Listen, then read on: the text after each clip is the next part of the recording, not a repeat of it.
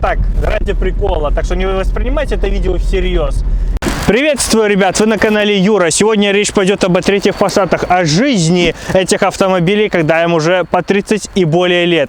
То есть тазы по-белорусски. Это моя машина, вы уже ее знаете, есть плейлист по ней.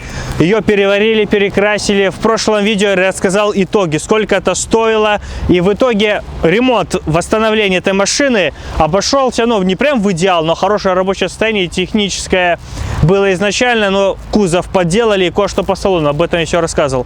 Все встало за $3000. Ну, примерно 3 пускай будет там.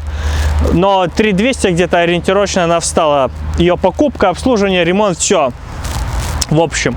И пишите в комментах, был ли смысл это делать, когда она стоит такую сумму. Интересно ваше мнение. А это пасик Андрюхи, которым я помогал мой B3 собирать. Он скромный и стеснительный, в кадр не лезет. Обычный B3 Passat, которых 1000 на наших дорогах, и цена в среднем автомобиля сейчас начинается от 1000, но есть там за 950 на запчасти, весь гнилой стоит, от 1000 до 3800, именно дизельный, потому что автомобили у нас дизельные. Их объединяет год выпуска, кстати. Вот. До 3800 был за 4000, 4450, за 4 идеал бордовый, похожий, как у меня был B4, такой же цвет бордо. Мальчик хотел цвет бордо, но белый тоже хорошо. 4450 красный тоже, 92 год, по-моему, 1.9 турбодизельный, уже, как заявлено, 300 тысяч якобы родного пробега. Но это мы все понимаем. В среднем 1800-1900 они стоят. И в среднем где-то этот Passat столько же и стоит. Поэтому здесь сравнение, что с этими машинами сейчас происходит, сколько стоит ремонт, исходя из моего, есть ли рациональное зерно в этом. Как первый автомобиль, кстати, этот Passat у Андрея, так что как первая машина тоже очень хороший вариант. Об этом я тоже говорил в видео, когда было первое видео по моему B3. Реально очень хорошие машины для молодого водителя, чтобы получить опыт, и они просты конструктивно.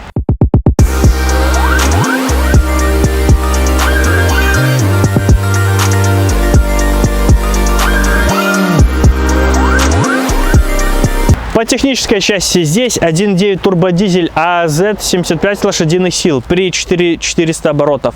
140 крутящего с 2400 оборотов. Разгон до 118,3 секунды, максималка 160. Ну, достаточно скромные показатели на тот момент. Она заряжена на... Вернее, даже не скромные, нормальные показатели. Она больше заряжена на низы, на ней реально приятно, удобно ездить по городу. Бодрая снизу, холостые приподняты. Чуть-чуть громче работает, но зато ездить на ней весело. И достаточно прикольно. Здесь тоже 86-я серия, я 86, 1.6, но уже TDI-шка, 80 лошадиных сил с 4500 оборотов. Крутяшки здесь уже 155, но с 2800 оборотов. Максималка 164 км в час, на 4 км больше, но разгон до 116,2 секунды. Здесь поменена турбо, и она уже больше под верха настроена. То есть это верховой белорусский ТАЗ, если так взять. Потому что у нас ТАЗы в Беларуси это старые иномарки. Вот если брать Россию у всех АвтоВАЗ, то у нас это все ТАЗы. А там больше низовой, с низов, а здесь больше на верхах, ну, больше на максималку. Ну и, честно говоря, этот мой обгонит, потому что здесь уже TDI-шка. И насчет, кстати, тюнинга такого особенно. Что можно сделать с этими автомобилями? Ну, опять же, заменить турбину это сделано. Кстати, когда я ехал снимать сюда видео, писал мне подписчик, у него третий Гольф, 1.9 турбодизель, 75 лошадиных сил, как у этого двигателя, у этого Passat такой же двигатель, говорит, как можно сделать машину быстрее, но не менять на 180. Мне приятно, что подписчики уже разбираются в сериях двигателей, уже называют правильно 180, не ПДшкой, не 110 сильной, 90 сильная, а правильно 86, 180, 188 серия. Уже люди тоже наблатыкались, мне это очень приятно. Что можно сделать? Заменить турбину, как же и здесь, поставить больше, но придется возиться с ТНВД. Я не знаю, кто его вам настроит. Ну, проще действительно 180-ю серию засунуть в автомобиль. И насчет этого мы сейчас поговорим. По поводу тюнинга. Первое, что можно сделать, как в B4 Passat я сделал, поменять коробку, увеличить себе максималку. Если вы не ставите, не поклонник больших дисков, то динамику вы себе не особо ухудшите, потому что, ну, чувствуется, что чуть-чуть медленнее, но не критично. Но максималку вы себе увеличите, как я поменял на В B4 CTN-овскую коробку сняли, поставили ASD и увеличили максималку. 120 было 2500, а в итоге на ASD стало 135. То же самое можно сделать у этих автомобилей. Поставить ASD-шную, вернее CTN-овскую коробку, потому что ASD уже будет невыносимо долго, тяжело, ну некомфортно вам будет ездить. Это слишком длинная коробка для таких двигателей. CTN-овскую, если поставить, и такая коробка установлена на B3 Passat, тоже был у нас на канале черный, тот, если вы помните. Давно точно такой же двигатель, 1.9 турбодизель, 75 лошадиных сил. Родная коробка уже выла, гудела, поменяли на CTN-овскую. Результат. Пятая передача, 2000 оборотов, было 80 км в час, стало 100. Соответственно, то же самое можно сделать и с этой машиной. Если хочется больше, нужно качать дальше. Как у нас был B3 белый Passat. Туда установили 1.9 TDI 1Z, как на моем B4 был, такой же. И такую же коробку ASD. И поменяли турбину. Там он менял распредвал, ставил такой же, нет, не такой же, ставил от 1.9 атмосферного. Насколько я помню, точно не... Или... Не, по-моему, стоковый он поставил с турбодизельного. Потом поставил все же стоковый от 1Z. И накачивал, раскачал до 120-130 лошадиных сил. Это видео было, можете посмотреть на канале. И по приколу, кстати, сейчас мне мысль мелькнула. Эти два, черный, белый, все 92-го года выпуска Passat. Что-то, какая-то аура, только 92-й год, блин. Все B3, который мне попадается. Еще такой тюнинг доработанный, так скажем. 1.6 греется сильнее, чем 1.9. 1.9 летом легко. Ну, во-первых, это губа.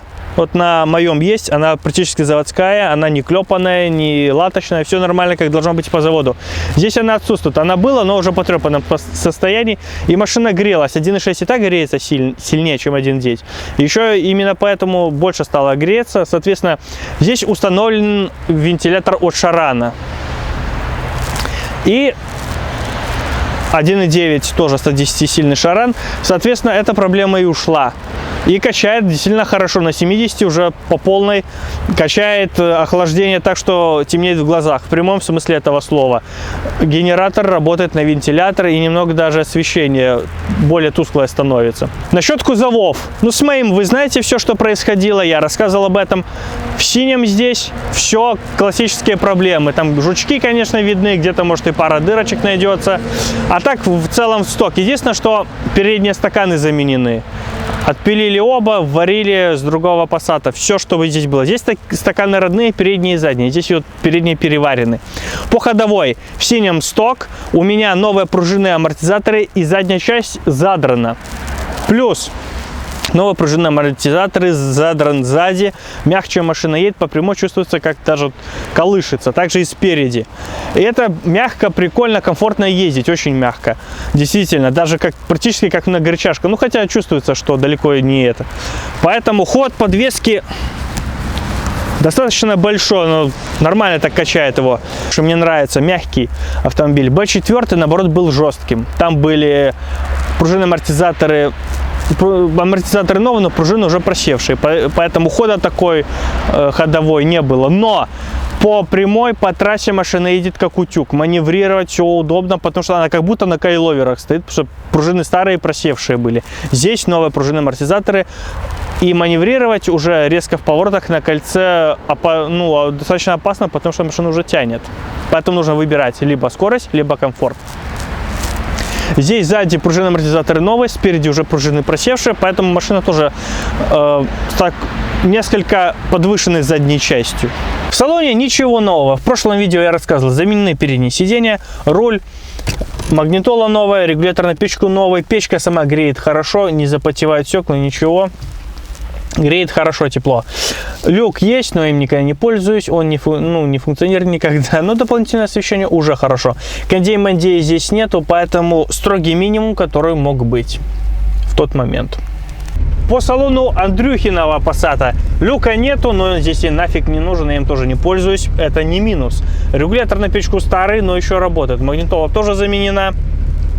Сиденье просажено больше, чем мы, поэтому я свои поменял водительское. Текстура такая же, как и у моего салона, но от сидуха у меня также было просажено так на бок. Я тоже ездил, поэтому переднее сиденье заменил. И лакшери от B3. Это, конечно же, электронные стеклоподъемники передние. Это 8-е чудо света. Это прям кайф в B3. Преимущество вот 1.9 то, что реально вот снизу он пуляет лучше. Но это не скоростные машины, не особо. И Андрюха сзади на хвосте, ему тяжелее разогнаться и догнать нас. Он где-то сзади остается. Но на максималку Андрюха порвет. Если ЗС устроит там 160, нормально про этого B3. Но обычная машина, мягко ехать на ней, очень мягко. Вот здесь эти ямы, так, ну не сказать, что прям глотают, тут до сотни нормально разгоняется. То есть для города этой машины вполне хватит. Его бодрой динамики, и чтобы научиться ездить, самое главное сделать тормоза. А по динамике, по разгону здесь в принципе все нормально. Но также учтите, ребят, то, что если вы поставите сюда ЦТНовскую коробку, то динамика будет хуже и не так бодро, достаточно бодро, как она может, вы не сможете так разгоняться. Будет все равно порядка, ну, медленнее.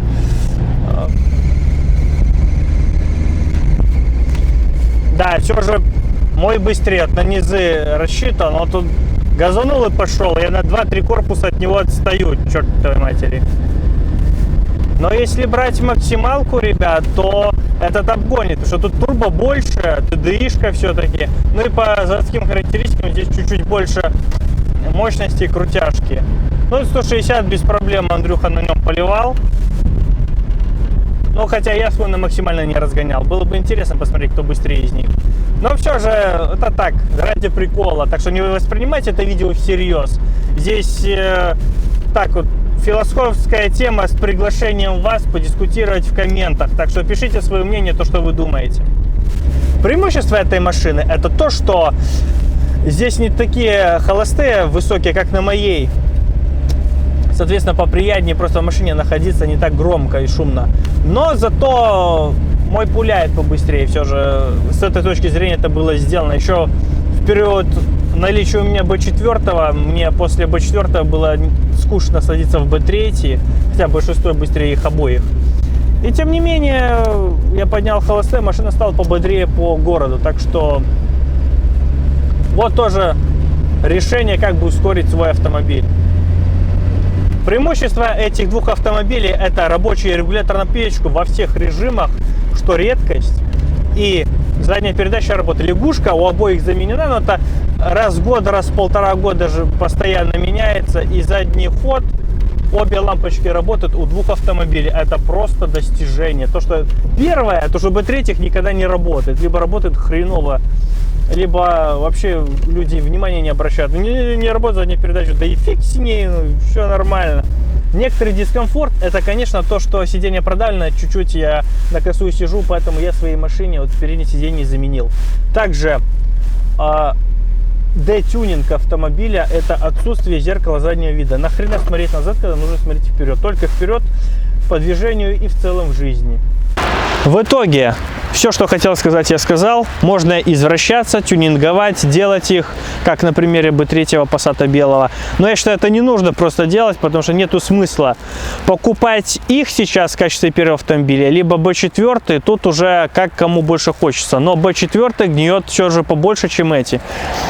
Все же самое главное, это, конечно, состояние кузова, потому что если вы не собираетесь его переваривать, так же, как и я, и делать, перекрашивать, полностью делать автомобиль, то нужно максимально свежий кузов, насколько это возможно, чтобы он дольше гнил и не развалился у вас, и чтобы вы больше на нем отъездили.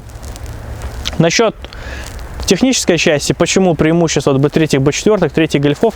Потому что это их количество. Вага больше всех остальных автомобилей. За 1800-2000 долларов можно много всяких автомобилей купить, но преимущество сильно у них — это то, что львиная доля запчастей есть в наличии, потому что их много, для них запчасти производятся, и их много на разборках, много чего можно найти. Не проблема. Поэтому я считаю, это все же лучший вариант для начинающего автомобилиста. Спасибо большое за внимание. Ставьте лайки, делайте репосты, расскажите о нас друзьям. Счастливо!